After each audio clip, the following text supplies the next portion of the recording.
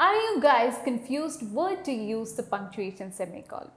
Hi there, this is Sweetie from Axis Language School and I'm here to clear your confusion on where to use the semicolon.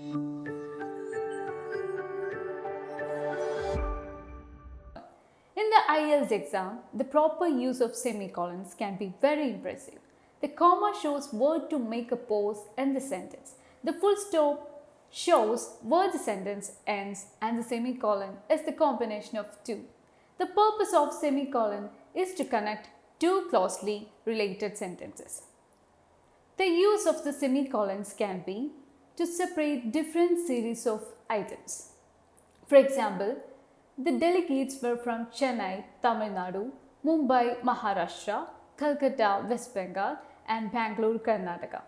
Another example is that the main tourist attractions in India are the Taj Mahal, Agra, the Red Fort, Delhi, Victoria Memorial, Calcutta, etc. Another use is to connect two closely relevant sentences.